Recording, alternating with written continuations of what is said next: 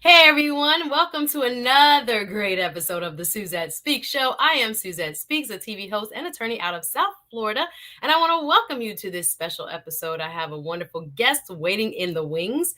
She is going to be talking about a very pertinent topic. When we first discussed it, I said, yes, this is the topic for this time. Yes, please, and thanks.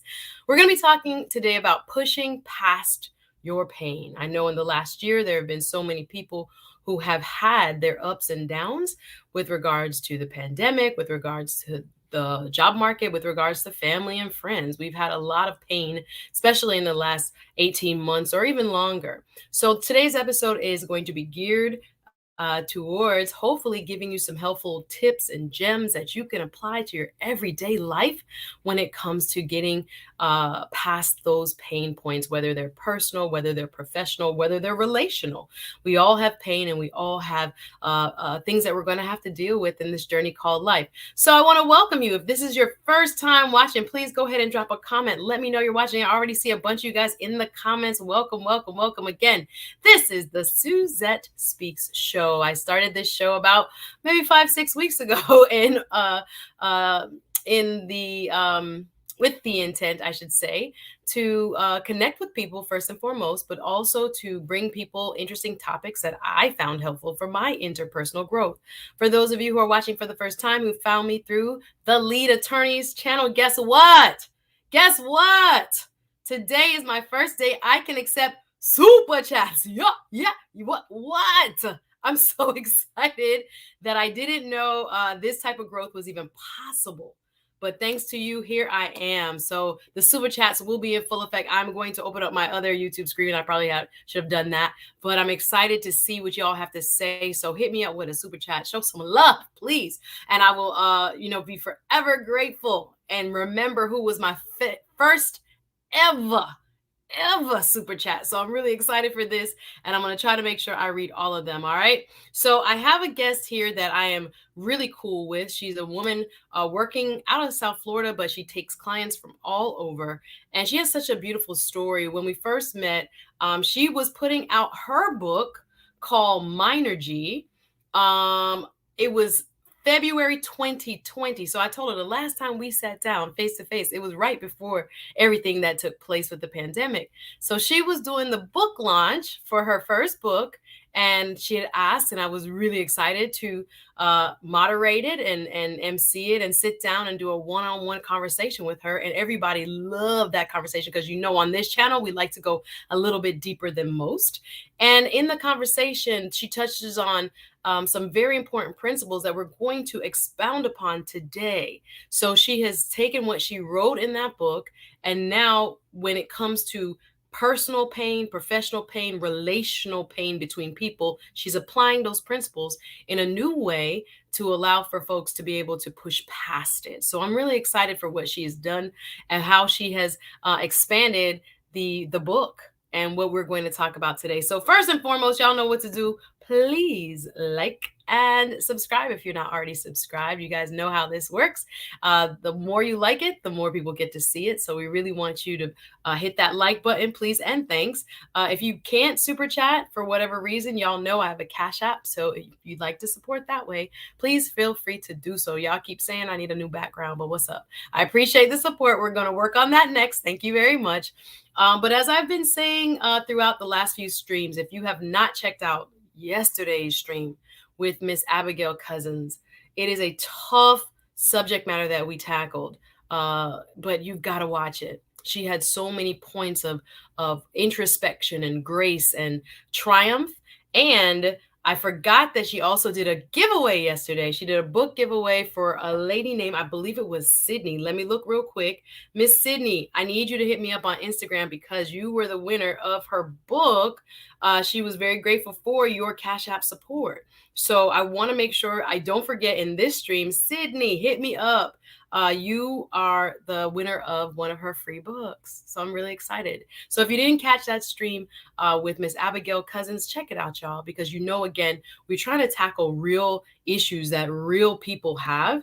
And a lot of things that are going on the inside never get talked about on the outside. So this is also a show in that same vein. We are going to be dealing with pain, however it rears its ugly head. It is very real, it is prevalent, and most of us are very good at hiding it. Most of us don't want to tackle it, much less talk about it. There are people in our lives that we love the most that cause us pain. There are situations in our lives that we wish we could change, but we cannot. And they are an ongoing trauma, ongoing pain. But you still have to live. You still have goals and dreams. You still have, some of us, families to take care of. You still have ways in which you must show up in the world in spite of the pain. Are y'all with me? Y'all start dropping these comments and hit that like button. I'm really excited for this topic today. And I want you guys to know, as I pick out show topics, most of the time, as I've been telling you, I came from a background of doing live events here in South Florida, from Palm Beach to Fort Lauderdale to Miami, getting women together in person is what I miss, and talking about things that we don't really address. So I said to myself, I wonder if this will translate on YouTube. And so far, it has. So many of you guys have inboxed me on social media, sent me emails, written in the comments here, all the ways in which our topics of discussion have impacted you and your ideas, your thoughts. And it means the world to me, because that type of exchange is what brings me the most joy. So I hope to continue to do that. I have a wonderful lineup continuing this month with great speakers talking about topics of personal and professional growth. So make sure, if you're not subscribed, you guys know what to do. Hit that like, hit that subscribe button, and put on that notification bell so you'll know when I have shows coming up. I have probably 3 to 4 per week live. So y'all can start with the super chats. Who's gonna be the first? Who's gonna be the first? Y'all can start if you like. Again, I'm just grateful that this type of growth has been possible thanks to all of you. So love to my subs. Love, love, love to all of you who are watching. All right, so let me make sure I say the name of the young lady who won the book from Miss Abigail Cousins. I was gonna forget, but I'm not gonna forget. Thank you. I see you in the chat, Miss Abigail. Thank you for reminding me. Her winner of her book from yesterday was Miss Sydney Johnson. So Sydney, I hope you see this, and I hope you're watching. That's why y'all gotta watch the show. We do giveaways and stuff. So I hope, Miss Sydney, you're watching this and you're able to come back on through, send your email, or however we're gonna get in contact with you. Hit me up on Facebook or hit me up on Insta, okay? Because we want to make sure we put that gift in your hands. But yes, fun and difficult at the same time are a lot of the topics that we cover, okay? So I'm not going to pretend like they may not spark something in you, but guess what? That's by design. Looking at your own life, seeing areas in which you are currently not dealing with pain very well. It happens to all of us. So it's nothing to be ashamed of, but sometimes we do need to get stirred up. We need to shake it up, right? And be able to reevaluate, assess, and apply. We want to apply healthy, sometimes new tools to you that will hopefully enhance your life journey. Let's go, y'all. Are y'all ready? My guest is waiting patiently. Y'all know what I like to do. I throw up my little disclaimers. Keep it nice in the chat. You know what it is. This is an uplifting program, and we want to make sure you're addressing my special guest who is taking time out of her busy life to come and bless us with some of her advice and knowledge and perspective. We want to make sure we keep her uplifted. Thank you. And then, even though I am an attorney, nothing I'm saying in this stream should be construed as legal advice. I'm here for informational purposes only. If you want a case or an issue assessed, please contact an attorney. You can contact me, but contact me separately and individually about that issue. We don't do that here. This is for informational purposes only. So as y'all know, like I said, this is my joy to bring a conversation to the masses that is not fluff, that is not what they say, skin deep, upper level, upper layer. We got to go to the next level here. That's what we want to do on the Suzette Speaks show. We want to open up the can of worms. We want to make you feel a little uncomfortable. Even I get in these conversations. And sometimes, if you guys have watched the stream called Love for Ambitious Women, y'all saw I got emotional myself. And I do it, again, for my own personal growth as well as yours. So I can't guarantee where we go in the conversation, but I know there is going to be plenty that will help you. So spend the time, watch the streams, y'all. I appreciate the support. Y'all liking the stuff? Let's go. Like, subscribe, and wait, let me check my chat first and foremost before I bring my guests on, just to see what y'all doing. What's up with the super chats though? What's up with the it's time. Thanks to all of you. Well, I got a $5 super chat winning. Thank you to my first ever. What's up, Sharon? Ever. The party gang is in the building. My special guest from yesterday is back. Hey, Miss Cousins, how are you? You were fantastic. Yesterday's stream was fantastic. If you missed it, go back and watch that thing. Yes, it was, like I said, a tough subject matter, but like I said, there is all glory to God for her testimony that she shared yesterday. Yeah, we don't want things like this, again, kind of be on the back burner for parents and caregivers and those who love children not to know about. So I thank you for your bravery. I thank you for your transparency. And if y'all didn't watch the stream, go back and watch it. What's up? What's up? What's up? What's up? What's up? What's up? What's up? Trish For Real, again, a past guest. She had a wonderful stream as well. Don't discount the detours. My special guest was Trish For Real, girl. Thank you for blessing us with your testimony and that fruitful conversation. So go back and watch. Don't discount the detours, the discourse, the detours. Don't discount the detours. Y'all like the tongue twister, but thank you, Trish For Real in the building. What's up? What's up? Let's get it. Gaston's World in the building. Thank you. Let's get the thumbs up. Let's get them likes up. No likes are free. Okay, please. Thank you, Queen Regina. What's up? Welcome. How are you? What up, Doe? I see you. Them, my peoples. You have done me the honor of being my first ever super chat. Thank you for making my day. I know it's on and I know it works. Thank you very much. Even though he didn't say anything, just showing the love. I see you. I feel you. Thank you for my first ever super chat. Them, my peoples in the history books for the Suzette Speaks show. Thank you very much. Welcome. Hey, Kim, how are you? Welcome. What's going on, RM? I see you. Thank you, Gail. One of the best moderators there is, and no shade to my other moderators. I love all of you, but she's one of the busiest women in the YouTube streets. Shout out to you, Miss Gail Lockett. Thank you so much. I appreciate you. Like I said, Abigail did a wonderful giveaway yesterday. So please, Sydney Johnson, inbox me some way, somehow, email me so we can give you your free gift, care of our speaker and guest yesterday, Miss Abigail. Thank you for coming back. Queen of the South, always holding me down. TLA always says holding me up, but I say holding me down. I don't know if it's a Miami thing, but always holding me down. That means up. But thank you so much. Always been there. Appreciate you. Yay. Congrats, Sydney. So happy that you joined us yesterday. Y'all go back and check out that stream. That stream was very good. Eye-opening stream. Hey guys, I appreciate you showing love in the chat. Let's go. Super chats are on and in full effect. Woo, $9.99. Praise be to God. $9.99. Yo! I got a super chat. I got 2. And super stickers and all that. Yes, already monetized, Queen of the South. Mind blowing. Thank you. It's all because of y'all. Thank you for rocking with me and for holding me down. I appreciate all of you. Good afternoon, Ebony. I see you, Leroy. Welcome. Abigail, oh, you're so sweet. Thank you. Super chat in the building. Again, check out her book. You can go on my Facebook page. She has released her new book, okay? She has, the one we talked about was My Unspoken Truth, okay? Check that out. And then Get Imposture is the second book. So if you want information on her books, I just shared her info on my Facebook page, the Suzette Speaks Facebook page. So thank you, Abigail, for that gift. Appreciate you, sis, for joining us. Hey, Sunbreeze. Yes. Oh, Gail. Now, come on, Gail. Now you helping me. Thank you, Gail, for the super chat. Even my moderator showing love. Thank you, Gail. I appreciate you, sis. Thank you so much, Leroy. Woo. First generation gang.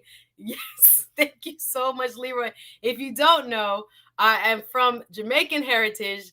Big up to all of the island folks. Big up to my American descendants of slaves. Big up to the Black diaspora. My guest is from Haitian American heritage. So we in South Florida. So everybody got a little something going on right down here. But we represent for all those descendants of those Africans who were brought into the Western Hemisphere. I love all of my diaspora. Thank you so much, Leroy. Big up yourself.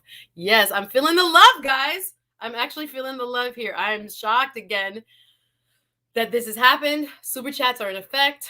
I'm still going to read some of the other comments because I just love reading your comments, but please super chat them. We will grow and we will get to the point where, we'll set a limit, but that's not today's show. Okay. Right now, it's just all about the free flow of the conversation. So without further ado, y'all know I pick topics again that I am dealing with, and push past the pain is a topic that I was when my guest suggested it, I was like, that's the one. That's the one right there. So many people are, dealing with stuff. You don't even know what people deal with. You see them at work, you live with them, they in your bed. They're your children. They're you. All of us are dealing with something to certain degrees and during different seasons of our lives. So we don't even know sometimes what other people are dealing with. So when I see topics like this, I'm like, yes, this going to help somebody. We all have to face pain. That's a part of living, oh God. Wish we could avoid it, but it's called life. We have ups, we have downs. That's a part of the journey. But how we deal with them. Do we sit in them? Do we take it out on other people? Do we lose focus? Do we give up? There are so many different ways to process pain, y'all. And we're going to examine why we do it, why we process it the way we do, and how we can process it a little. Y'all with me? How we can process it a little better. Come on now. I see my people. Hey, y'all represent for me. Y'all getting these comments. Thank you very much. So without further ado, I have a wonderfully talented woman who is waiting in the wings. She has a coaching business. She does seminars. I told you she's an author. I helped her with her what a fantastic book launch she had last February. And I was like, girl, it'll be almost 2 years since we sat down the last time. So it's long overdue. So this is going to be us also kind of reacquainting ourselves as well as dealing with the subject matter. Y'all give it up for my guest, none other than the dynamic Miss Rachelle Sylvain-Spence. Show some love. Whoop, whoop, whoop, whoop, whoop. Yay. Let me throw a banner up. Yay. I'm so excited. Special guest. Wait, I have one. There it is. Special guest. Thanks for having me. How you doing? So glad to see you. I'm doing fantastic, and I don't say it lightly, yes. The topic, as you mentioned, it's so fitting, and you can still feel fantastic regardless of what you're going through. So I could say today that I'm feeling fantastic regardless of what's going around me. Yeah, they showing you the love. I know what you're saying, because it's not because you're not going through nothing. Hello, we're going to get into it. Y'all ready? Yes. We're going to get into it. It's not because you're not going through nothing, but she chooses how to approach this moment, this hour, this opportunity. So she has a lot to say, y'all. I can't wait to hear her personal stories. Yay, Major Change Group. Welcome, welcome, welcome. Yes, we got a big time author in the building, and I can't wait. From yay, Abigail, from one author to another, she's saying welcome. This was her history. So I see you representing with your shirt on. I see you have your brand. I love the brand, first and foremost. So just tell the people who you are. Give us an introduction and welcome again. Thank you. So I am Rachelle Sylvain-Spence. I am, and I love to say who I am, starting with my truth, which is I am a Haitian American woman who is a wife, a daughter, a sister, a granddaughter, a mother, a friend, a philanthropist, a mentor, a coach, and a speaker. And I happen to have a degree in social work as well. This is who I am in a nutshell. They saying sac passe. They saying, okay, that's my cousin. My piece. For y'all don't know, sac passe is a greeting, Haitian Creole greeting that's very commonly used, whether you're Haitian or not, here in South Florida. So she know, they know, we know what it is. And I'm saying big up to my Jamaican community too, because I am married to Jamaicans. So I have Well, that's the both worlds. Okay, we get it. I love it. I love it. So, like I said, when you talk about South Africa, I'm South Africa, South Florida. My mind is in South Africa, but when you talk about South Florida, we talk about the diaspora. There are Yes, so many versions of ethnic Black, yes, where all of us yes, are Black, but we have yes. so many different cultural overlays. And like I said, we all cousins anyway. So I love the diversity down here. So I wanted to get into, first of all, you did a wonderful job with your first book. Tell us about the book. What's the name of it, and what was the purpose of you writing it? Thank you for asking. So my book's name is My Energy, and it's written in a twist to really incorporate culture in it. So me energy for the Jamaicans. The energy. um, and the purpose behind it, if you look at it, it has the M and the E highlighted. It says me. And Mhm. behind the book, it's really the importance of self-discovery and how to shift energy regardless when you're going through life. And the reason why I've written it is I've used my stories, my journey of self discovery, and the importance of it to really share with the public how they can really get to know who they truly are from the core and not necessarily having to ask outside sources about who they are, but really taking the time to get acquainted with their truth from within, so that the light within themselves can brighten them up to take action in their lives. Do you feel like a lot of people don't know who they are? I do. I think that a lot of people think they know who they are. A lot of Mm, people have an idea of who they are. A lot of people are moving through life based on what they were told yeah. about how they should be or who they should be. And I remember, you mentioned that we met, you and I, during my book club, but we met before that because we were my show. You sat with me on my show, the Oh Backyard Show, yes, before, yes.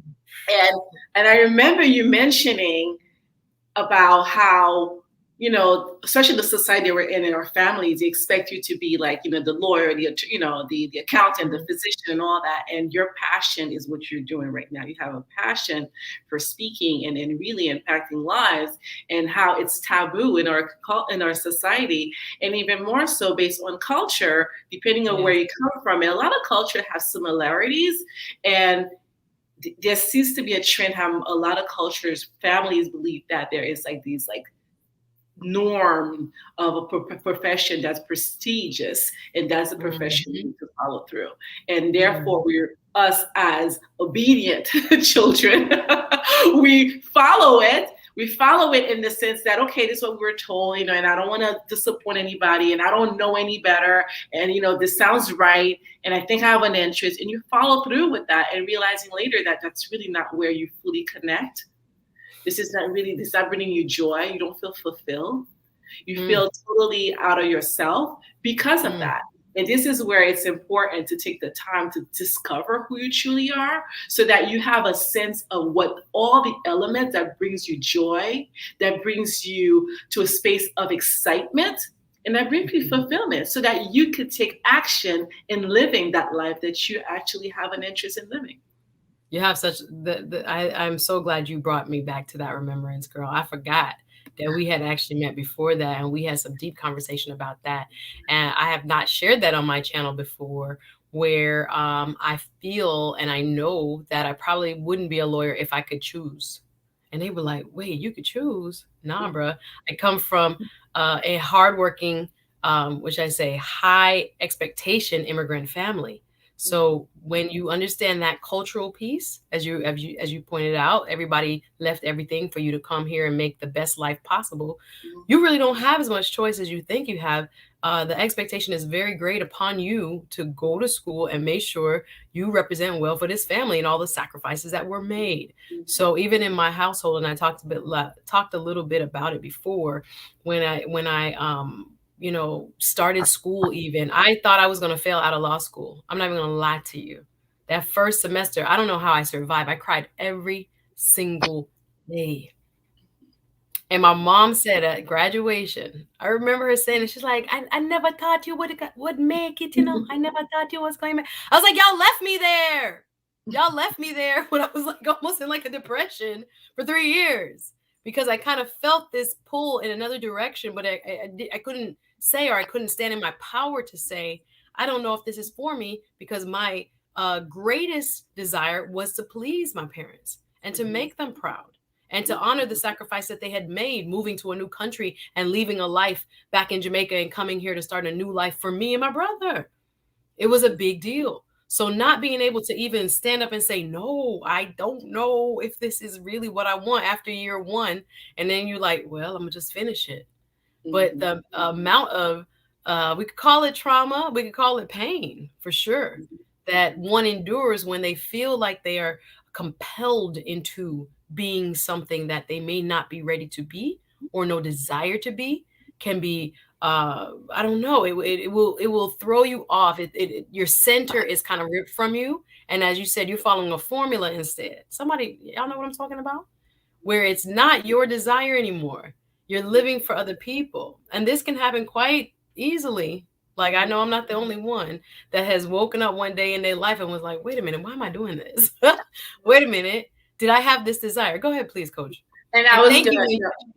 Go to ahead. add to what you're saying, and it doesn't really remain there. It also is relationships, right? So you get, depending on relation, you get married, or you find that you no longer connect with the relationship you're in, or you have other relationships with other people. Like you find, it's no longer again fulfilling. You're not connecting the same way. It's depleting at time, and the weight of making a decision pulls you down, and it brings you to a sense of pain because you lose yourself in that process.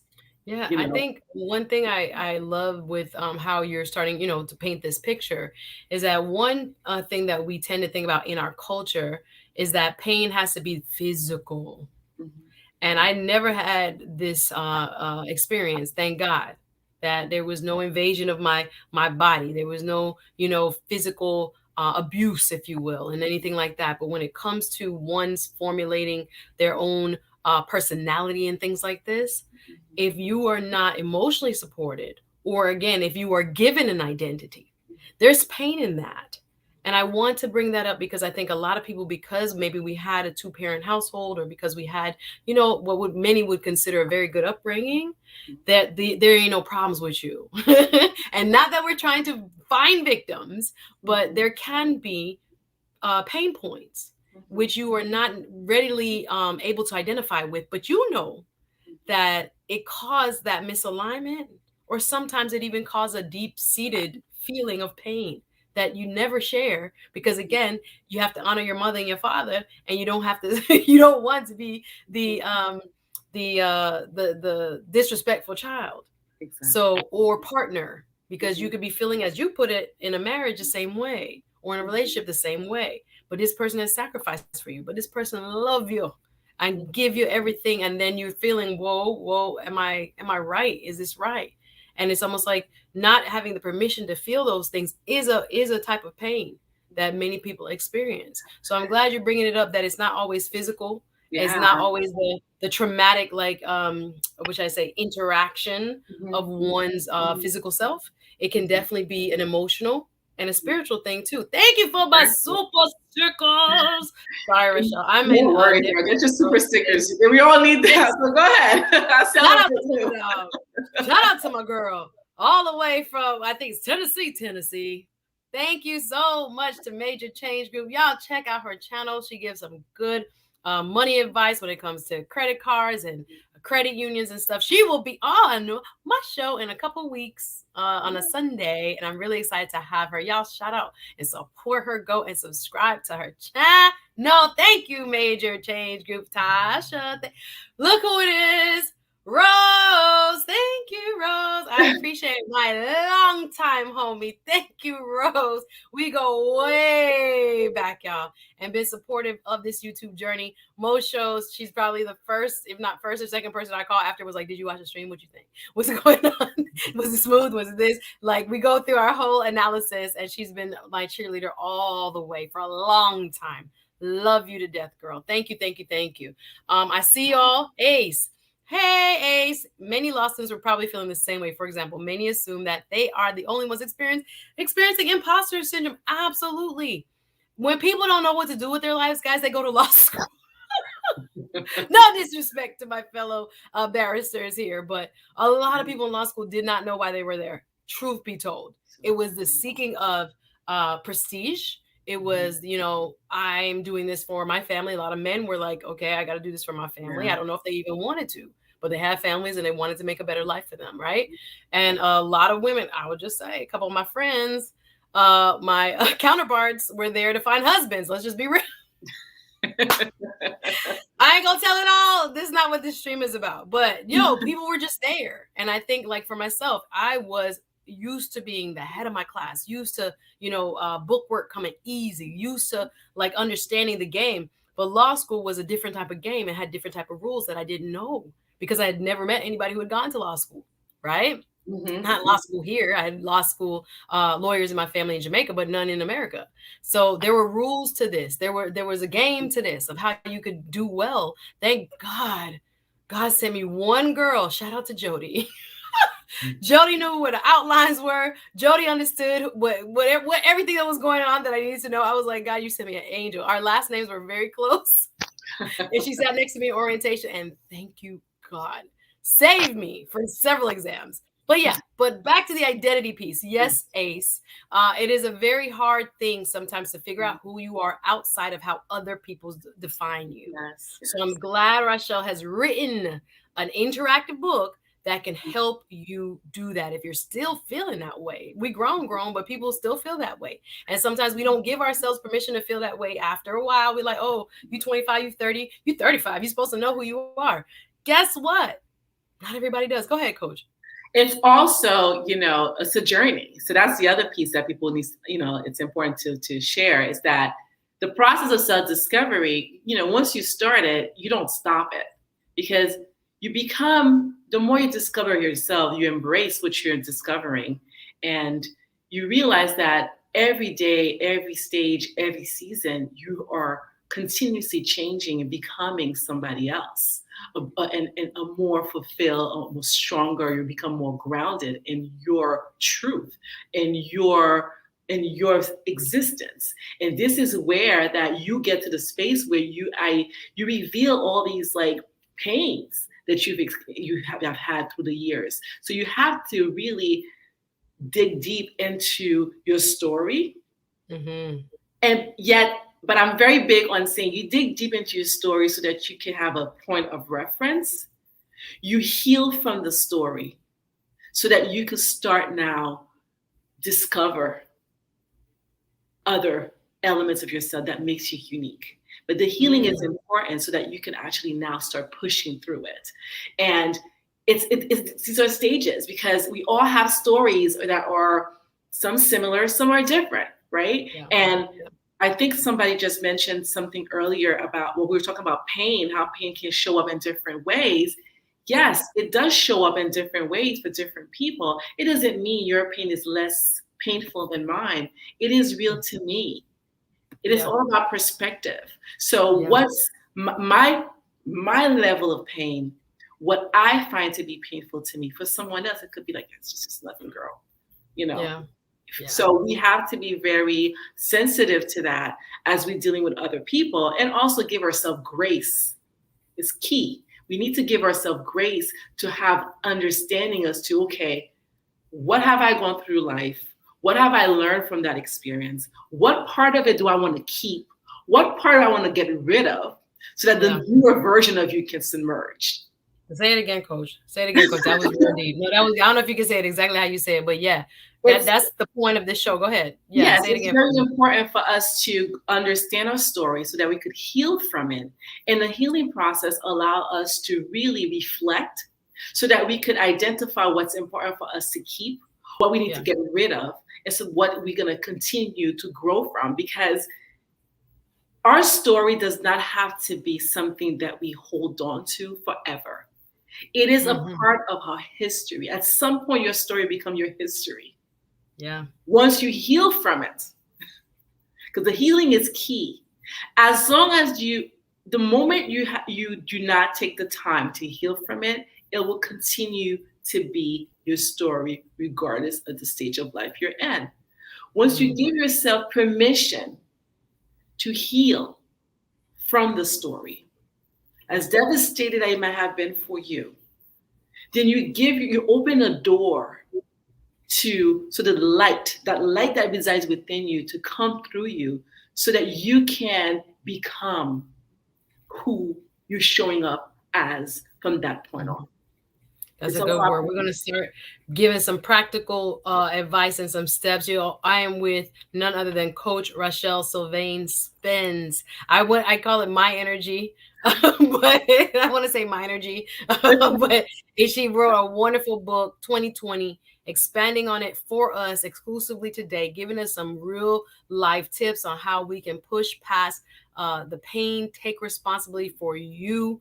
As she's saying, all of us have different pain points, different pain thresholds. What might be painful to you might not to me, and vice versa. So you're going to use your own individual assessment of where you are and that thing that's causing you pain. Okay, we're not here to, it's not a pain Olympics, so to speak. I mean, we had a guest yesterday that had tons of stuff happen in her life. Everybody doesn't have her story, but you may still have parts of your life that have caused you pain. So, and I validate them. They are painful. It's not a matter of, well, I'm not, in a third world country without food and water, so this is not painful. No, no, no. It's first world pain. It's pain to you. So we got to be mindful that the degrees to which people experience pain and how we define it can vary.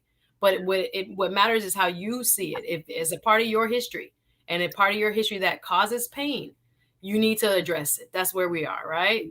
So we want to make sure we pull that. Go ahead, Coach. I was going to say that, as you just mentioned, the third world country reminds me of my part. A part of my story is I was 11 years old, living in Haiti at the time, and where we experienced some civil unrest. Nothing new. A lot of it is still occurring today, and where my home was invaded, and the invasion was where people were trying to break into our home. I spent a whole night, sleepless night, where rocks were being thrown at our home through the windows, boulders. And I remember asking my parents, can I sleep in their room? So at some point, it became it was unbearable that my brothers, I have 2 siblings, and we all ended up going to my parents' room, hiding underneath their bathroom cabinets. And so I can only tell you the amount of all the stuff that was going through me at the time physically, and having to do it and not knowing if we're going to survive, because it was a nonstop boulders being thrown, to the point where when the police showed up the next morning, they literally asked, where is the person who died in that particular room? And that room happened to have been mine. So wow. I've always been intuitive, and I had the intuition to ask my parents to not allow me to sleep in my room. But it was a traumatic event. It was traumatic to the point where years later, I still had moments where if I hear a noise, I'm thinking it's something is being thrown. But that was a painful experience at 11 years old. Wow. Right? Yeah. So that's one level of pain. That's one of pain that I was able to say, okay, I went through it, right? Thank God, I am who I am, where I was able to heal from it by really processing what that experience was like, where I'm still able to go back and give back to the people of Haiti, regardless of what I've experienced traumatically. So I have, it's a mindset as well. I've also in Haiti, and I was at the time maybe 15, where I've witnessed a gang coming behind the walls of my home, killing a whole family member. From family, and hearing a kid saying, don't kill my parents, kill me instead. And so all of that is traumatic moments that, which I've learned to embrace. And this is where we talk about moving through pain. You embrace the pain, because as I heal from that experience, I've allowed myself to release all emotion that were negative that held me back. Because being stuck. Hold on. Okay, pause. Yeah. Pause. Because I'm telling you, you're saying it so smooth, though. You're saying it so smooth. And I'm like, wait. Let me make sure I understand. And again, I'm sorry if it's a little struggle streamy here. I see a couple glitches here, guys. I hope it's not too bad on your sides. But yeah, just a quick reset because I'm like, we're getting into it now, guys. This is again, push past your pain. And I'm glad you have brought up a couple of real life examples of at 11 years old, experiencing something so traumatic as, people attacking one's home while you lived in Haiti. And then you said at 17, were you still in Haiti at the time? It was about 15. I was in Haiti 15? visiting, and then when Yeah, I visiting. And then to see and witness people literally gunned down, sounds like. yes, mhm, mhm. Girl.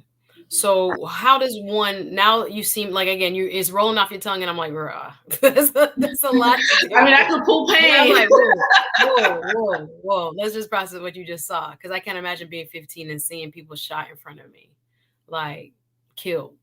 That, and I'm thinking about the people who are dealing with pain like in the inner cities around our country, people who are surviving that type of gun violence on a daily basis. I'm just thinking like, let me try to put myself in those shoes for a moment. So how did it affect you when after it initially happened? Because I know you have dealt with it now, but what were some of the short-term effects when you had experienced such raw and devastating like emotions around that type of pain? So during my childhood, it was, it's one of those things that, and I'm sure a lot of people who are living in such situations currently, they may be able to relate. Or you become like an autopilot. There isn't time to really process as much because you just have to keep doing what needs to happen. So we were a family of faith, so prayer was huge in it. And I never really had therapy for that. However, through the years, I was able to identify certain behaviors or how I reacted to certain things as relating it to that particular experience that led me to that. So Give me an example, Coach. I'll give you an example. Actually, after that night of where they killed that family, I remember I was on a plane heading to New York, and I was sitting, and there was like the flight attendant. There was a lot of noise, and I heard like the noise, and I started jumping off, and that's where post traumatic comes in, right? And it's like, oh my god, and I thought something else was happening. It turns out it was her dealing with trays. I was in New York. My brother couldn't find his keys in the middle of the night, so he started throwing rocks in the window to remind us to let me know to open the door. And I literally jumped from my bed, jumped on the ground. Okay. And it made me realize then, oh my God, I'm like reliving this whole experience all over again. Trauma, that's post-traumatic, right? So I had to really for me, it was, what was helpful was talking it through. Always have an avenue where I could have someone to have a conversation with. That's called talk therapy. Exactly. Basically, you have a therapy without the therapist, but talk therapy, absolutely. The more you talk, the more you process, the more you reflect, the more it makes sense to you, or it doesn't make sense to you. But that process allows you to release a lot.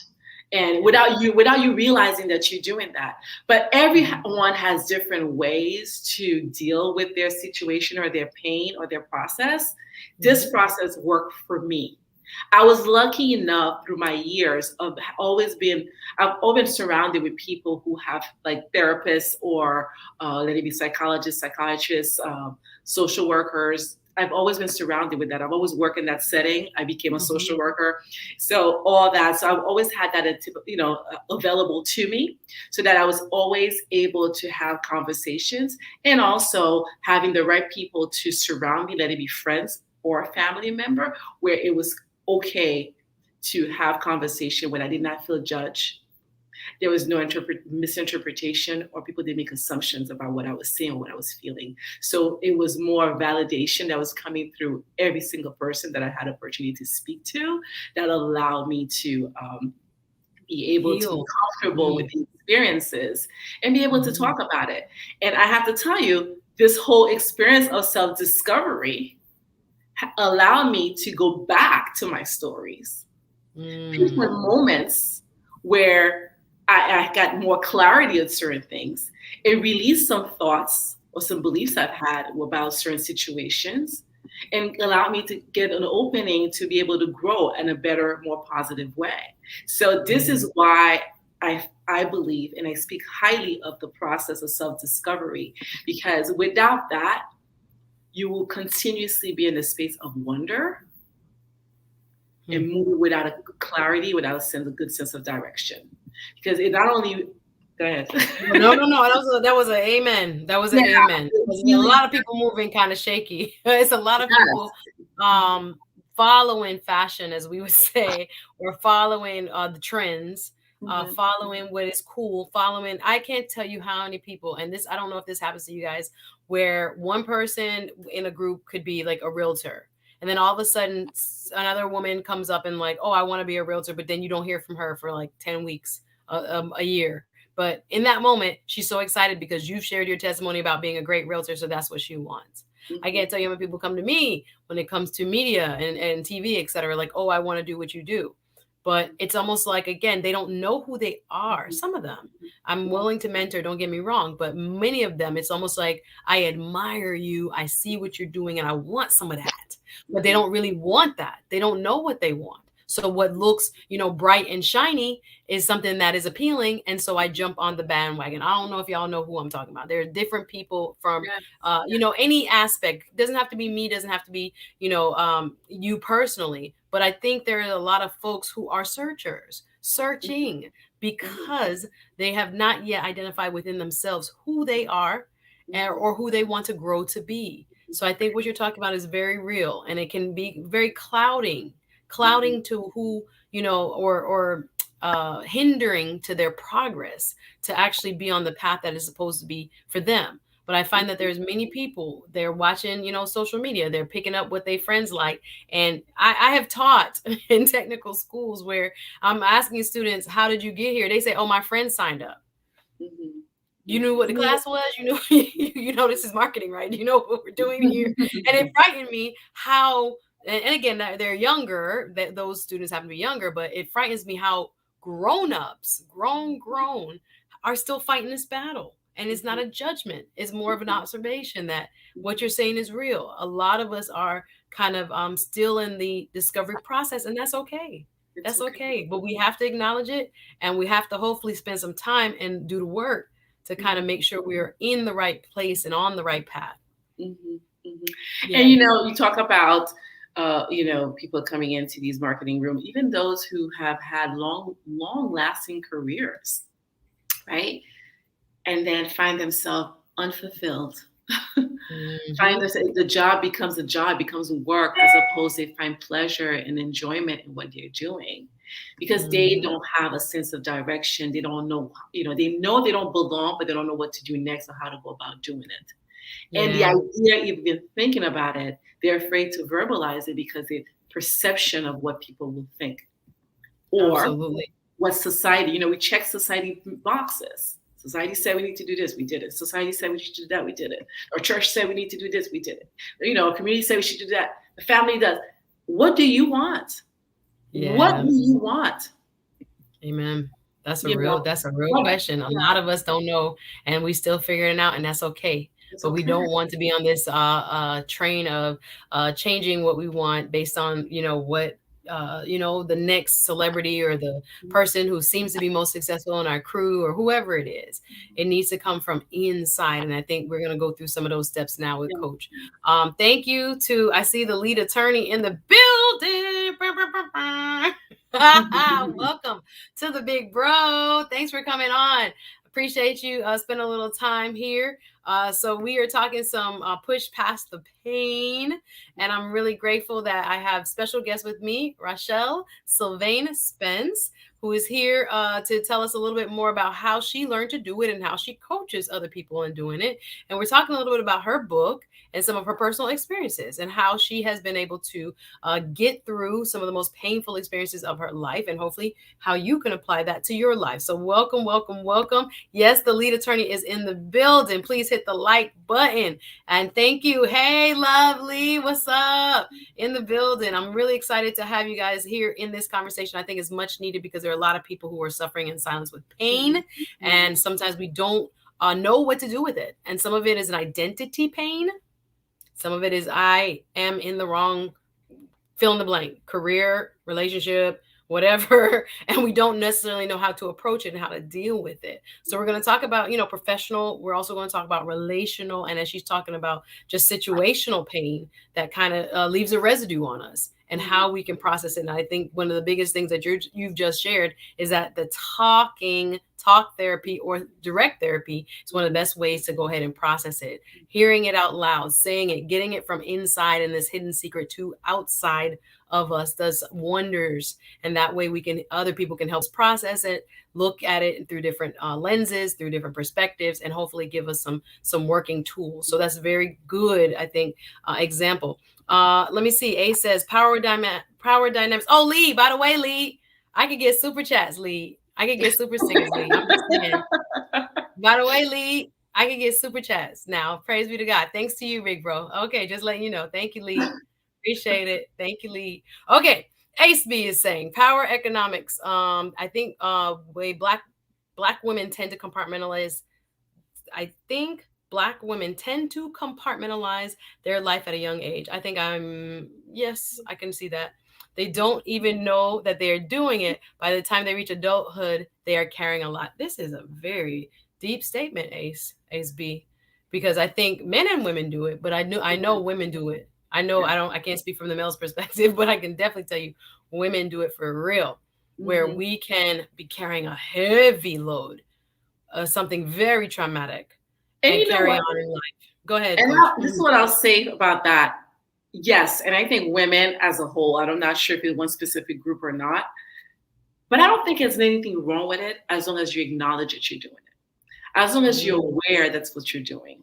So, for example, the more you get to know yourself, you have an understanding how you handle things, how you process things, and you get an understanding of your body as well.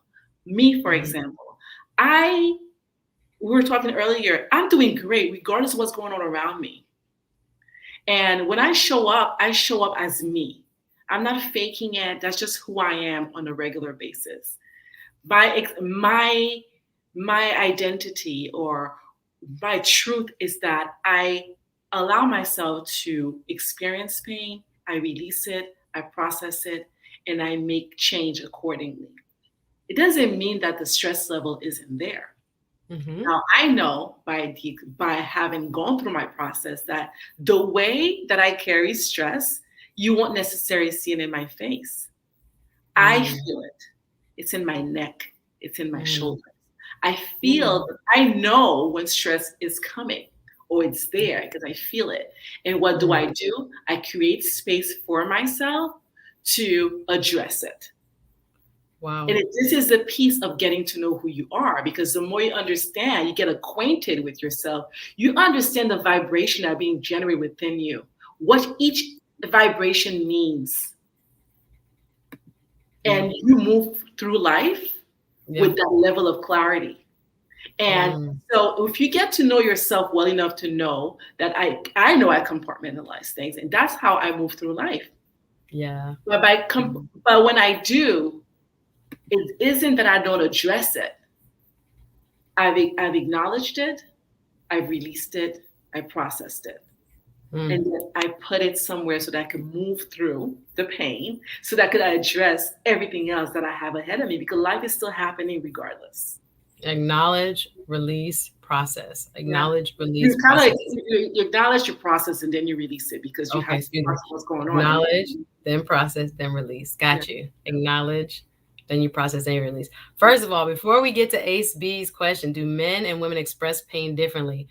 I got to acknowledge the big bro throwing around them big bucks. Thank you, for the huge super chat. I am grateful to you, sir, in so many ways, helping me just explode onto the YouTube scene. But here, showing love, sir. Thank you.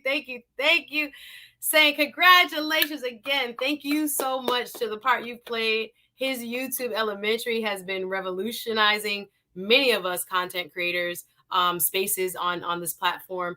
And thank you for saying I'm amazing. You, sir, are the real MVP. We appreciate it. Thank you. Y'all give it up to the lead attorney. Sound effects. You need that, by the way. Thank you. Thank you. Thank you. Thank you so much. Thank you so much. You know what it is. Thank you so much. Okay. Your point was well taken, but I had to stop for a second to acknowledge that super chat from the one and only lead attorney. Thank you. Thank you. Thank you. Thank you so much. All right. So we got Rachelle Sylvain-Spence in the building. We are talking about pushing past the pain. She is talking in her book about this. Gail, one of our moderators, has dropped a link to her book. She's also talking about her personal journey with pain and how from a young child, she was in Haiti, experienced some really crazy things during times of unrest with, people, demonstrating acts of violence right in front of her, and how that impacted her with post-traumatic stress, etc. But we're now going to talk a little bit about like relational stress. Coach, I wanted to get into some things that we see sometimes in life when we are, in whether it's parental roles, whether it's husband and wife or girlfriend boyfriend roles, where it's child daughter roles. We talked a little bit about how some of us are going through stages where you got kids and you got parents that need you, and there's a different type of stress. You're there, right? Okay, so I know a lot of people are dealing with that, but there's a different type of stress that goes along with that. So I wanted you to talk a little bit about how you're experiencing that type of pain, if you will, relational pain, and how you have learned to show up in spite of, and what tools you're using to make sure you can be the best you can be, even though there's that added stress. Yes. So I believe that, again, life happens for all of us, and we each are in different stages of life. And I'm currently I'm married, I have children, I have parents, and I have a grandmother as well. And I am at the stage right now, my parents are where they need more assistance, and I need to be more present. And that could take a toll, especially if you're managing children, you're managing work, you're managing relationships, meaning, intimate relationship, and you're also managing parents. And my challenge through that is, how do I continue to be present for them without compromising me to the point where that I'm not of service. I can't even assist anyone. And I always, again, for me, what I had to do is get clarity as to what it is that I need to have in my life every day that keeps me whole. What do I need to tap into at all times, regardless of the roles that I'm playing, that keeps me whole? And it's very important, as one goes through this process of self-discovery, they identify all the things in all area of life that is key for them to feel whole. So that when they show up in their roles, they don't show up. They can show up fully, actually, and they don't show up depleted. Now, these roles can be depleting. This is why it's important for us to have routines that are important to us, so that we can actually tap into these routines or these resources, so that when we, again, go back to these roles, we're not showing up drained, depleted, and unable to serve. And boundaries are keys too. Understanding that no is a full sentence. So the more you get comfortable in understanding elements that makes you who you truly are, what's important for you to have in your life so that you could continue to show up, then you create for yourself a routine. And that routine can be as simple as, which I'll use mine, for example, it's me connecting with my values. Once I know what my top values are, these are things that I need to have every day of my life. So I make sure that I have a routine that allows me to tap into each of these areas on a daily basis, so that I can feel whole and feel fulfilled. So give me an example. Yes. My top value is family. I value family. And so I also know that I can't be there for all my family and extended family, but I know that it's important for me to connect throughout my day. So as I create my routine, I know that physically, spiritually first. My spirit is key. I need to connect spiritually every morning. So the idea that we don't have time, for me, it's something that it's just bogus because you create time. It doesn't have to be a long time. It could be 2 minutes, 1 minute. But I wake up in the morning with gratitude. The first thing I say every morning is thank you as soon as my eyes open up. Thank you. Yeah. Leading to my prayers, Mm-hmm. leading to my meditation. I make sure that I wake up way earlier so that I could attend to those needs of mine prior to attending to the needs of my loved ones in my home.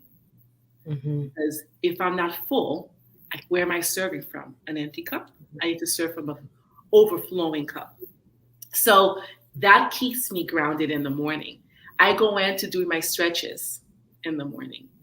Then I attend to my ADL, my cleaning stuff, and then I attend to my children to ensure that they're ready to go to school. And then my Right. husband, and when he's, I do that as well. And then I make sure that I tap into one loved one every day. Mm. One, because it is dear to me. So when I'm having my coffee and my breakfast, this is my time to reach out to a loved one. And I know that that peace have brought me fulfillment and joy. That's powerful. As It, simple as it sounds, that's it's very powerful. simple. It is very Yeah. simple. It's very And then you powerful. have your schedule for work, whatever work schedule is, right? Which Then you have life starts. Life happens. let's start. But these key elements for you were Yeah. tapped into. At Mm. least you can't say, oh my God, I didn't get a chance to do it. I made Right. sure that were Mm. part of my daily activity as if I was brushing my teeth Mm-hmm. because I cannot live without those things. Yeah. Right? So No. my physical self needs to be attended to because at this stage of life for me, it's not a luxury, it's a necessity. So getting to Mhm. know yourself is so key because you need to know what you need because as we go through seasons, things are just no longer, oh, I need to, I don't have a choice. Exercise is a, is a necessity. So I have to Exactly. attend to these things. My emotional self has to be attended to so that I can show up in my roles full and not show up depleted. So that's one way. It's also Mm-hmm. important for us to identify the energies that we're surrounding ourselves with that are depleting, that are not serving us in a positive way. And sometimes your own family member. So if you're a person like me, where your top value is family, it may be more difficult for you to move or eradicate family from your life. So what do? You create the time spent with family so that it doesn't take control of you or deplete you in the space that you get so you go down a rabbit hole. So I create boundaries so that I don't get affected negatively with the energy that's coming around me. Because even when we're entering a space of career path or we're trying to create, like you right now, you just launched this whole YouTube. This is amazing. What if you had energy around you that's giving you all reasons as to why you should be doing it? These are naysayers. It's a depleting energy. And sometimes your own family. Why? Because they don't have the understanding at the level of your comprehension, right? Because we all grow differently. Absolutely. Because that they don't have that understanding, they can't get past why are you doing this? So either you choose to educate, depending on how important these people are to you, or you choose to remove these people from your life. Yeah. Yeah. But when That's there a are people that are dear to you, right. it, depending on how important they are to you, you may find it hard to do. So Mm. you reduce the time spent, you reduce the space you spend with them, Mm. and how much Those are you those quick spend. phone calls.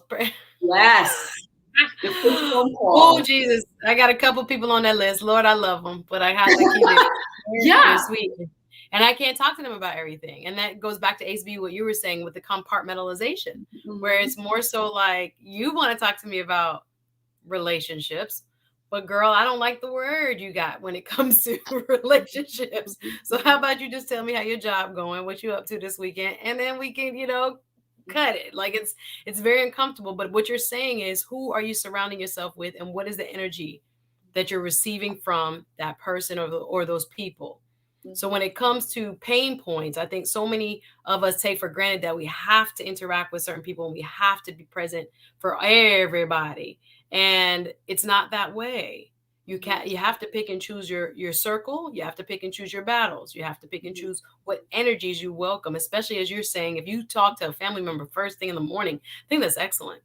Like, Mhm. I'm gonna get it out the way. I'm gonna touch base with them. I'm gonna see what they're up to. Mhm. That's my coffee call or whatever you call it. I love that. And you Yeah, draw from that energy if they're the right mix. If they're the right mix. But if exactly. not, your energy is going the other way. It's being depleted.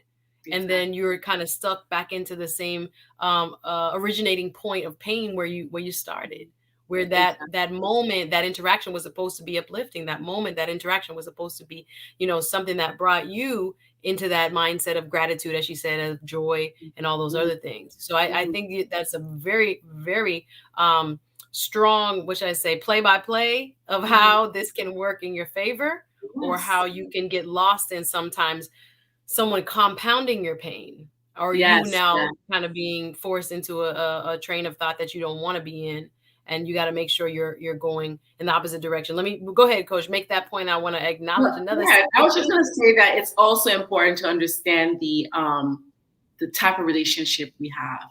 Not everyone is a friend. Not Yeah. everyone is meant to be your intimate space. So this is also putting in the time to really process the type of relationship we have and where people fall in that. And that will help you also release and remove a lot of the stressors, because once you understand where people are in your ladder of relationship, then some of the expectation of these people are no longer there, because you have an understanding what role they play and why they play these roles and where they fall. And that's very key. The other key piece is also to understand that we all grow at different paces and different stages, and not because you are in a relation that's depleting, it may just be because you are way higher in your growth than the next person. So I think it's TD Jakes that says you cannot expect a turtle to have a vision, a giraffe's vision. And it's true. And it's up to you to decide if you want to continue to look at life from this end or you want to look down. So you need to know where you are, what's important to you, how do you want to show up, and what's important for you to have to continue the pace that you're in, to continue to move at the rate that you're moving, so that your energy doesn't get depleted. And that allows you to deal with obstacles better. It allows you to deal with relationships better.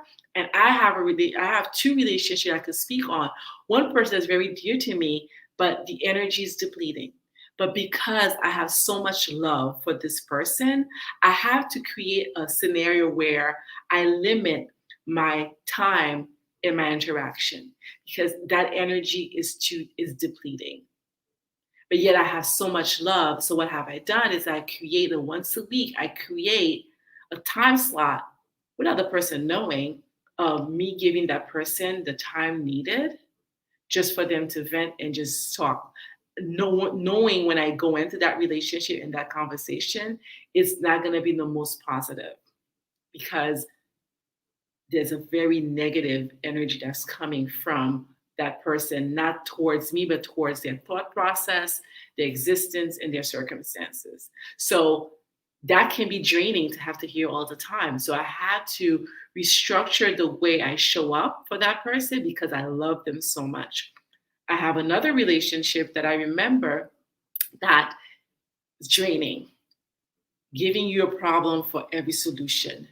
Naysayer, nothing comes positive comes out, is always a negative that's coming through every time we interact.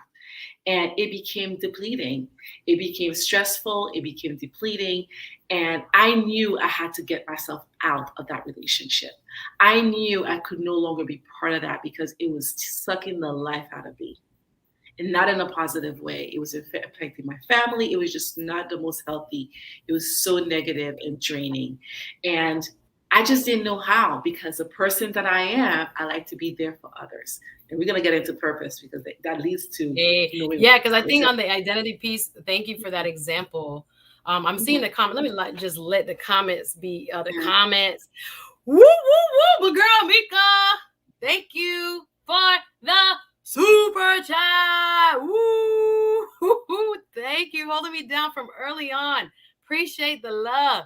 Yes, we officially monetized thanks to you guys. Thanks to you guys. And I just am like beside myself in understanding that this is like how it's going to be.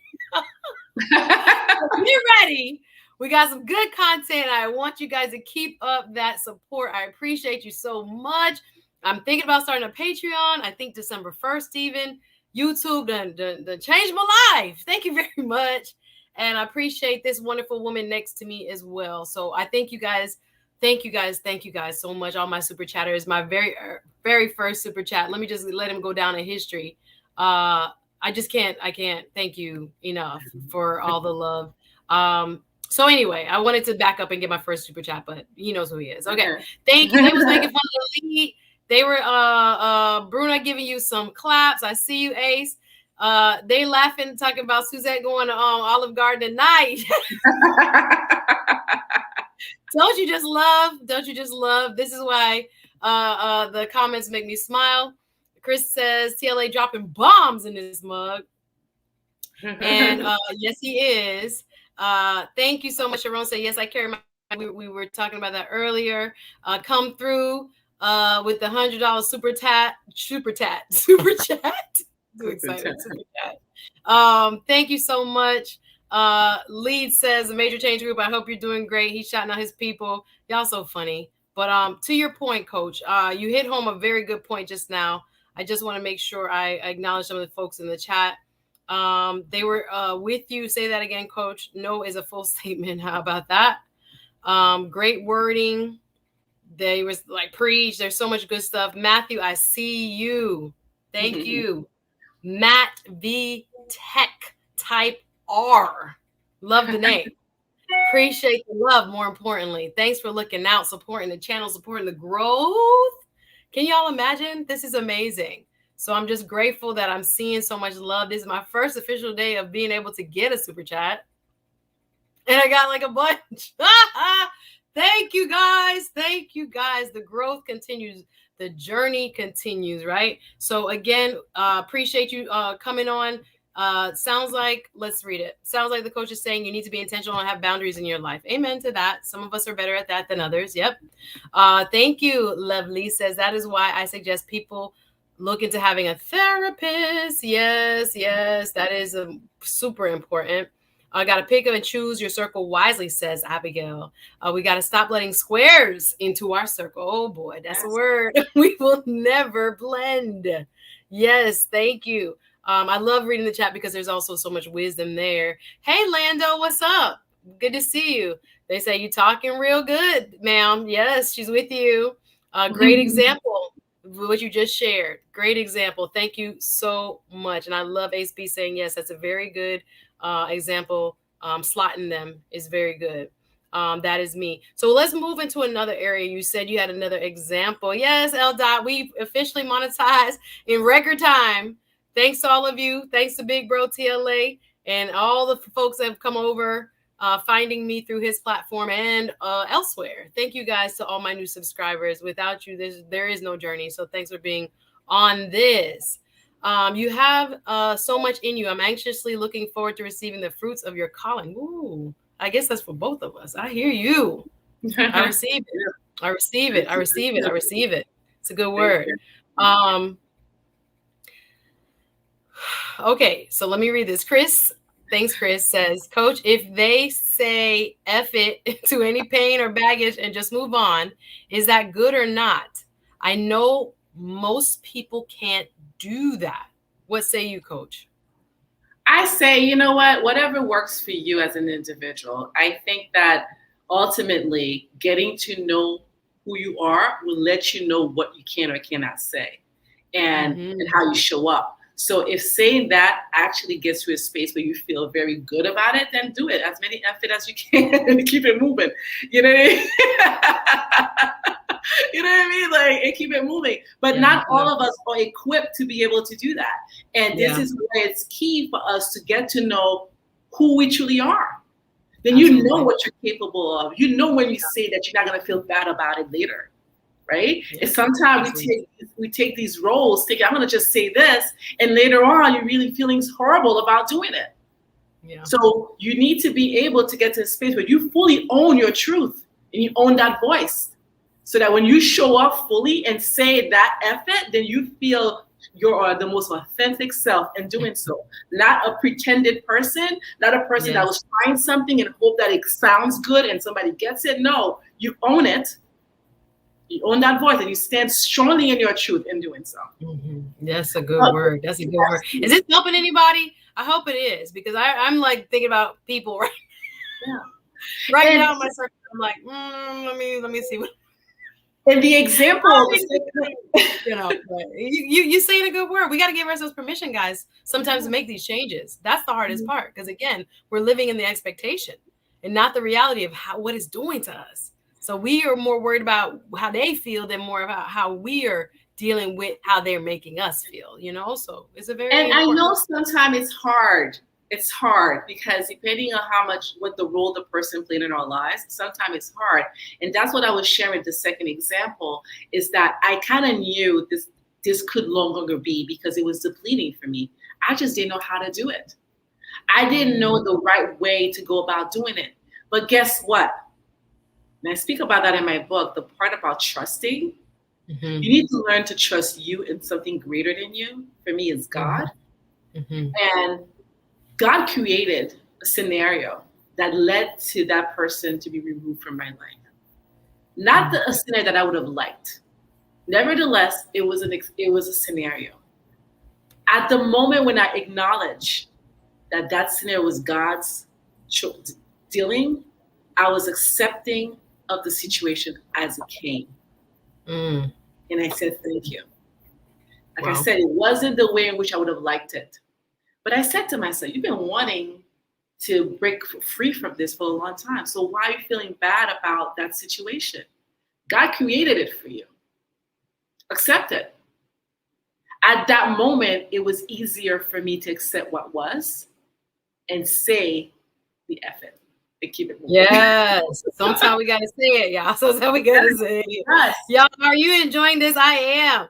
Coach Rachelle Sylvain-Spence definitely dropping gems. I love what I see in the comments, you guys. That's why I take myself off screen so I can be reading. Y'all know we can super chat, right? Yes, we can. So anytime you're ready, thank you so much for those who have already shown their support. I appreciate you from the bottom of my heart. I'm looking at this comment. L. Zao say, yes. The self-awareness is key, major keys, like DJ Galley on this thing. That's what we're here for. And Easy Gospel said, I'm learning not to fit in anyone's circle, but instead to vet people as they try to fit into mine. That is, if you're getting that, that's a win. I'm happy. That's a win. That's a win, because so many times we are the ones that are feeling rejected. And we're the ones thinking something is wrong with us. But everybody's not supposed to fit in your circle. Not everybody belongs in your circle. Not everybody should have the privilege of being in your circle. And if they don't understand it as a privilege, sometimes we do have to make those assessments and make those necessary changes. And like Coach said, sometimes God will make those changes for us. Yes. Once he sees that we're ready to be like, nope, not anymore. And it will work itself out. Lovely says, yes, I agree with Easy Gospel Piano Lessons. Good word. Good word. Coach, give us another example from your personal experience where you are reassessing or what should I say, acknowledging. And then I'm acknowledging, I'm assessing it, and I'm releasing at the same time. Go ahead. As it relates to career choices, right? I you know this, and I'll share it again. I've had where I've lost a business, and where I engaged in a venture with my husband, and in doing so, we were full into the business, and it was a clinic that we had acquired and fully invested. And the money that we thought we would make was not coming in. And day in and day out, what was supposed to bring us a more financial security was depleting us financially. And I had to really take account as to, we had to take account as to what that really meant. What was hard for me at the time, and going back, it's a little bit of relationship in business, is that I had built a relationship with the staff. I acquired the staff that was already there. So they believed in the Coach Rachelle juice in terms of really empowering them to really own the business as theirs, to show up. And I mean, I couldn't have asked for a better team, yet I could not produce. And it wasn't me not being produced. The clinic was not producing what it said it was on paper. And I remember one of the managers said to me, "It's not you guys. This business has not been doing well in years." So we came to that realization that what was shown to us on paper when we were purchasing it and what was two different things. Though we did do due diligence and everything else, it was not. So now at some point, my husband and I had to come to what I call a come to Jesus moment and say, "Hey, what are we going to do? We can't keep on tapping into a personal to feed the business. We have to make a decision." And it was one of the hardest decisions because I had built such a team. They believed, they trusted, and they really bought into the idea and the vision. And I had to let them know that we had to close. I had to shut down the business and cut our losses. And it really led us to a serious financial hole. Serious financial hole. Painful hole. It was a pain that was out of our control, but yet pain to see that I had to lay off people. People that didn't have other jobs. They didn't have opportunities that I had. They didn't have other stream of income. And realizing that we had to get to a space that had to make changes in our lives because we were losing, we had lost so much. But a couple of things happened during that time. Is that I had to learn to push through the pain. But before pushing through the pain, I had to allow myself to feel it. I had to allow myself to embrace the pain and push through it. And what do I mean by that? I had to allow myself to let the feelings that are going through me exist. I wasn't shying away from my tears, from my sleepless nights, from my anguish. I was not shying away from it. It was real. It was there for a purpose. I was allowing myself to feel it.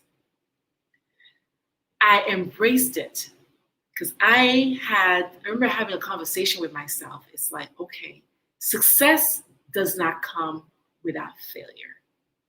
So if this is the failure that I have to experience in order for me to succeed, to become the woman, the powerhouse, the strength that I know that I am, then bring it.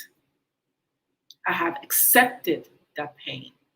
And I pushed through it by not allowing myself to sit too long in it. Instead, I have accepted to learn the lessons that were being given to me at the moment and apply it to improve not only who I was, to improve who I was as an entrepreneur, and as I was stepping into that next business, it's just a business that I have today. I had to get myself to a space, a spiritual space, and understanding that pain is inevitable. In this lifetime, we will endure, we will go through pain. It is part of life's cycle. It comes in different shapes and form for different people. And in knowing so, I have accepted that that was given to me by our Creator. Remember, for those of us who are more, I don't know, Christian, I'm not sure people's faith, but I'm like, Christ died on the cross. There can't be more pain than this. He was pinned to a cross. His disciples, some of them were head cut off, lapidated by rocks, you name it, they will endure excruciating, painful deaths. What makes me different? What makes me a sinner not be be removed from experiencing pain. It has to happen. And it happens in different ways for different people. So at that moment that it became clear to me that we all have to go through pain, I said, bring it. I accepted. I fully surrendered for what that experience would be like. And I embraced it to learn, to grow, and to show up truthfully, grounded in my purpose and in my spirituality. And that's what pain does.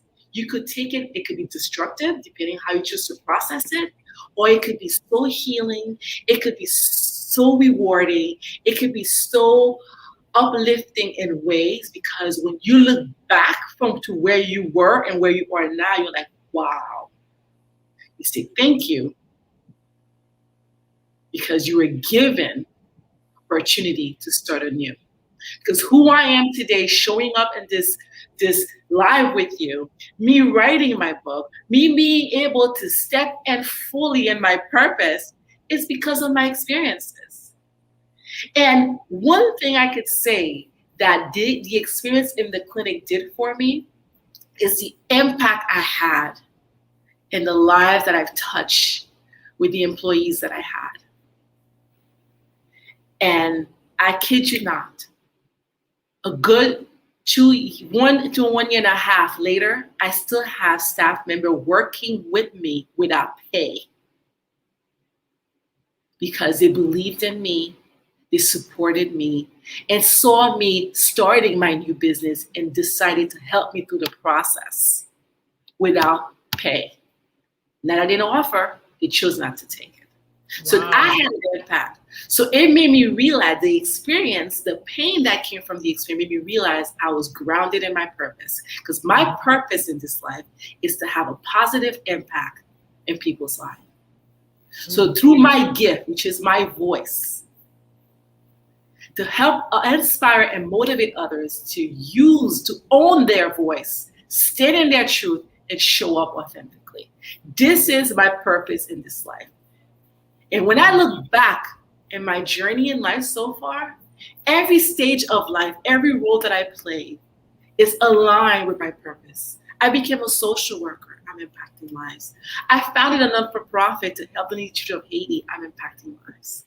The role that I play in my family, continuously bringing people together. I'm like the hub for everybody. I'm impacting lives.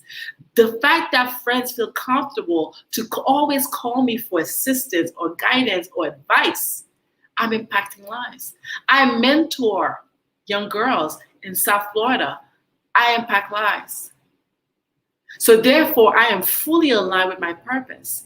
And that experience with my business that I lost made me realize that you are indeed living in purpose, on your purpose, right? And I was fully connected with my purpose. But one thing I want to make sure people know, you don't find, in my opinion, you don't find purpose. You connected with it because you were born with purpose. Okay. And the process of self-discovery helps you connect with that so that you could pull it through you so that you can show up in every area of your life in that purpose in different roles. So good, Coach. That's so good. There's so many nuggets there. I'm like, where do I pick up, God? That's so good. I think there are so many people that are watching that are going to be enlightened when it comes to the breadcrumbs of life and also embracing pain. I think that's probably the most difficult lesson that you're teaching right now. The embrace of pain can be very, very difficult. And the lesson that comes from that pain. Ooh. That's something that is from what I see in the chat. It's a huge hard thing to embrace. And when it comes to the good that will come of it, we don't want to necessarily know what that will be, because as I see here in the chat, and I want to go back to two statements made. Easy Gospel Piano Lesson says, pain is a response from the brain to let us know some type of trauma has occurred. Please don't ignore it and instead investigate it. But I think on top of that, she's adding, embrace it. Ooh. I think the embrace part is the part that we often don't get to. We're trying to avoid it. We are trying to minimize it, but we're not trying to embrace what it's going to lead to. Oh my. Oh my. Coach, talk a little bit about your relationship with your husband. I've heard, or I see Ace B wrote in the chat, if you didn't have a strong marriage, the business loss could have ended the marriage. Could have. Very real. Very real. And then he asked, how can a husband support his wife through pain? I think that's very important because we have a lot of gents watching as well. What I say think you? I think it's communication. It is important to have communication in a marriage. It is important to build a friendship in the marriage, and so that you have understanding of each other. So as you're going through your changes and you're going through your growth, invite the person in the process, and that happens through communication. And also understanding, again, grace is key. Grace is key. You have that only to give yourself grace, give the other person grace, and with the understanding that we're not all in the same space of growth. Mm-hmm. We're not all in the same space. But if you get to understand each other well enough, like when I joined into the business with my husband, it was his idea. But I knew I Mm-hmm. had to support. So what did? I placed this business on hold to go full M, full M, because I knew the support need was needed. I knew I had to be present because he was not able to be as present as I was. So I knew I had to do that. And it came from guidance as well. I mean, I didn't just think about it. It was also a little birdie drop a note, said something. And I was like, I think you're trying to say something to me. And it was my accountant, believe it or not. And I was like, okay, got it. Got it. I guess I need to definitely get involved. So I don't necessarily, I listen. I'm very intentional with my thoughts. I pay attention because people say things without being fully clear in their messaging, but there's purpose behind it. So when I understood the purpose of the message, I knew then that I had to be involved. So I wanted to support. I supported. It became. At the end of the day, it wasn't my husband. It was ours. So communication was key. And he didn't fight me on it when I said, by the way, I'm going to be in there. I'm going to be support. I'm going to be working with you. He didn't fight me on it. It was like, great. So communication is key. And practicing grace for one another, building a friendship so that we understand each other and understand where we each are, right? Because we're in different stages. I remember my husband going through a challenging time, that was before the clinic and everything else at work, and he was one of his darkest spaces, and I was already in my process. And I remember I was continuously listening to motivation speakers or watching some show that has to do with inspiration and everything else. And he used to walk in and out, walking in and out. What I did, I continued to play it without, regardless if he was bothered, he could always go watch TV somewhere else, luckily. But I'm doing me. I'm doing what I'm doing. And there was purpose behind that as well. That's a keynote. There's purpose behind everything. And one day when he got home, he went in front of his dresser, and it was not a good day at work. He was in front of his dresser, and I was listening to, actually it was TD Jakes playing, and I was listening to TD Jakes. And he was like, what is that? And I said, I'm watching my thing. And he kept on doing his activity. And at some moment, something resonated with him from the message. He turned around, stared at the television, sat on the edge of the bed. That was his pivotal moment. At that moment, he was open to receive. And his openness allowed him to break through everything that was holding him back. All the pain, all the frustration that he was experiencing, and allow him to get in a path where he was able now to reconnect with his purpose so that he can fully show up in other areas and not allow what was affecting him then to affect him the same way. Absolutely. So that's really key. Mm-hmm. Communication. Communication. And there was purpose behind me listening, letting it play. There was purpose behind that. Yeah. Because he finally connected. So we're not at the same pace all the time. And that's also important in relationship. The assumption that people are where you're at. No, people are at different stages in their journey. And you need to be okay with that. That is so real. Coach, they saying this is so good. Coach Dropping Gems says easy gospel piano lessons. We need an ebook just from this live. Hello, somebody. He said, Pape, Hello, somebody. This is so good. Like I said, I'm listening, guys, and I'm always kind of trying to steer the conversation, but I'm digesting for myself too. And like, ooh, how can I apply that particular lesson or that particular gem? There's so much good stuff. Coach, we have about 10 more minutes. I know you have to go be a mom and a wife and all that good stuff. And I've enjoyed so much of the conversation. When we talk about grace for ourselves, when we talk about managing pain, are there any other areas you want to? I know your book talks about 7 pillars. I know we've touched on them without naming them specifically. I know the book is also an interactive book where you're kind of journaling and you're asking the reader to write down and to do and to, goal set and all that good stuff. Tell me about any, hey, branding. Hello, branding. I love it. Yes, it's a workbook. It's a workbook, y'all. It's well worth the purchase. So tell me about any other pillars that you think, as we've just been discussing, that you want to just highlight as we kind of wrap up. But I want to give the folks, I think they got a good idea of who you are and the type of work you've done. You talked a lot about that identity piece, and a lot of our pain and discomfort comes from lack of identity or misidentifying. As you say, purpose has always been there. You got to connect to it. You look at the breadcrumbs of life, look at what life has been giving you, teaching you, placing you in whose life and whose circles. So, Coach, I'm going to give you the floor, but please let us know if there's other areas of the book you want to just highlight especially. Well, it's the other piece that I want to talk about, and I want to really leave everybody with this, is the importance of shifting energy. And we all carry an energy frequency. We all have one.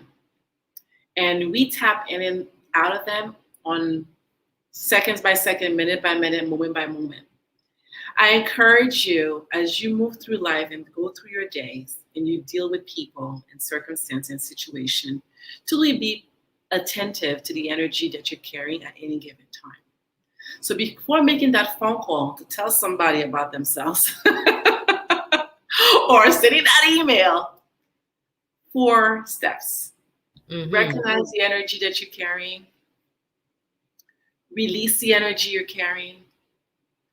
Refine it and readjust to it. By recognizing the energy you carry, you become more aware as to what's happening now. So you're not becoming reactive. Releasing it is actually practices you put in place. Once you get to know who you are, you know what works for you. It could be walking, it could be making a phone call, it could be writing, it could be actually talking it through, recording, it could be journaling, it could be a lot of different things. It could be breathing, it could be meditating, whatever works for you. Find a practice that works and release it positively. You refine and now you start thinking about, how do I want to show up? How do I want to address this? How am I going to make that phone call, if it's a phone call, or send that email, or speak to someone? How do I want to do that? Once you get that clarity for yourself, then you now readjust to the energy. And it's very important to know how to move through your energy frequency, because we all have several different ones, regardless of how woke you may be, how, connected you may be, how spiritual. We are human beings that are going through life when things are continuously happening to us. How do you want to show up as your best version? And one of the best way to do that is to really practice those 4 R's. Recognizing it, releasing it, refining it, and readjusting to it. Because it's easy to be reactive. It's very easy to be reactive. And it can be destructive, right? So when you want to make that phone call, what's my purpose behind that call? What am I trying to achieve? And in trying to achieve it, what's the benefit for me or for the circumstance, for the situation, for the person? Is it important enough? These are key questions. Just today I had someone that a colleague who was wanting to send out something out, and I was like, okay, what are you trying to achieve? What is it about what you received that makes you feel this way? Let's process it a little bit. Not saying not to go out there, but before you go out there, be clear. Be clear as to what's really being generated within you, why it's being generated, how is it serving you, how it will be serving others. And that once you can't answer these questions for yourself, then move through it. Do what you have to do. But at least you know when you do move through it, you thought it through, you processed it, you release what didn't serve, and you're showing up as the best version of yourself in that moment. And that's very key. And that's one thing that I want to leave people with. It's also in the book. I'll talk about energy shifting in that. It's really Coach, important. you're teaching, Coach. I'm here taking notes. I seen Ace B pick up the pen. People talking about, oh, I'm in class. Let me come back and watch the replay. Yes. Yes, this is the type of woman I enjoy listening to because the nuggets are applicable, y'all. And I'm hopeful once the Patreon goes up to have folks that are experts like Coach Rachelle come and do. Girl, I see the worksheet. I see everything already from what you just said. I'm like, we could do a good deep dive for members or Patreon members when I get there of what you just said, because this needs some parsing. If you've watched this one time, maybe you need to watch especially the last 30 minutes again, so that you are hearing it for yourself and applying it to some things that you need to within your own life. Her examples have been so real and tangible when it comes to relationships, when it comes to past trauma and the pain that we get from being pulled in multiple directions, and what we got to do to set the boundaries and reset them. Sometimes we forgot they were there. People have stepped over them and we have to reset them again. So I am grateful, even in my own life, from what I've heard today, to be able to kind of reassess and take some of the steps that you just mentioned and put them into practice when it comes to recognizing your emotional state. I always do that, but sometimes you need a reminder. I'm like, why do I feel like I feel? What is causing me to feel like this? Am I hungry? Am I sad? Am I thirsty? Do I need to exercise? Did I lack sleep yesterday? I'm always trying to assess before I make that call, before I do whatever I'm doing. Where is your mind? As you put it, where is your energy? And it's going to be, conveyed.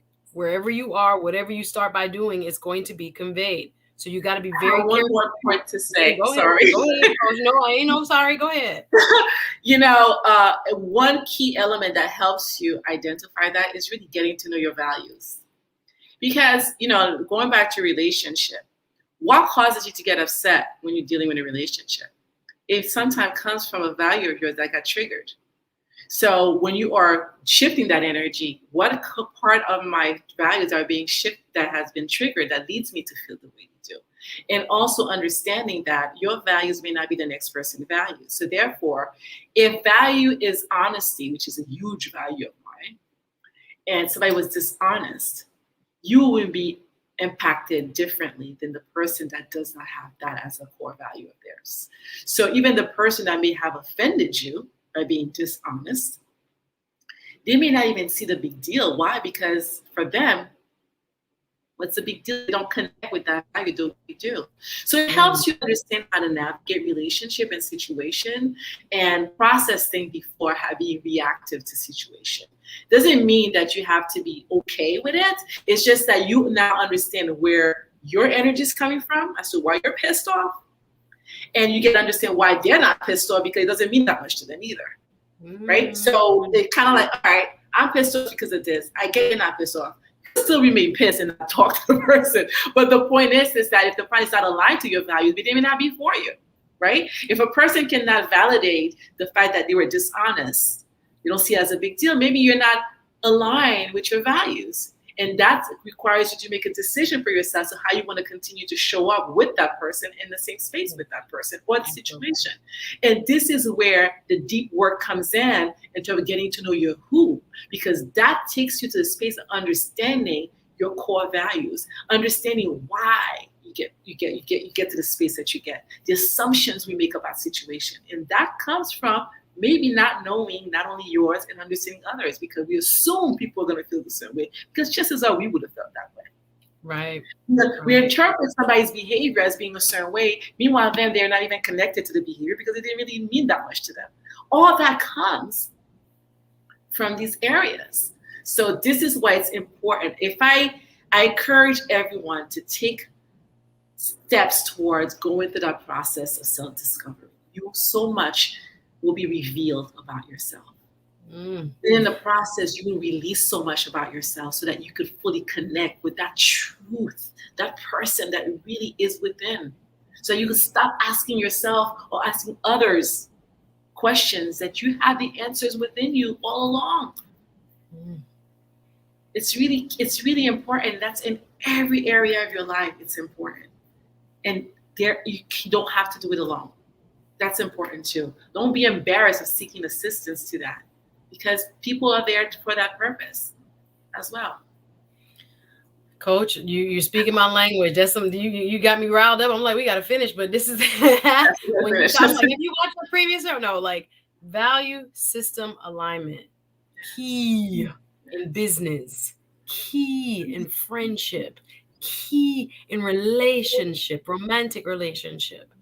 If we don't have the same alignment of values, I at least can anticipate when we do how you may react. You still may react differently, but I know at least you'll treat me how, in theory, I would treat you because we have the same values. I wouldn't put you out there.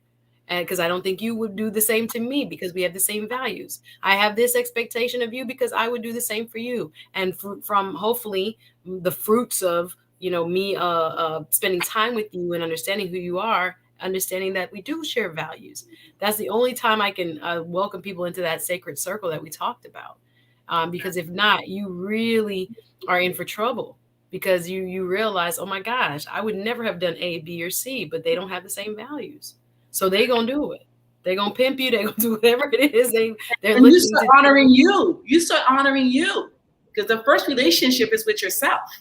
exactly. So how Yeah. can you expect others to start honoring you, or see you, if you don't even first see yourself? You don't honor yourself. You don't give yourself the time it needs Yeah. to Yeah. be seen. Well, guys, I know you have gotten some good knowledge and nuggets and things to work on, things to reassess in one's own life.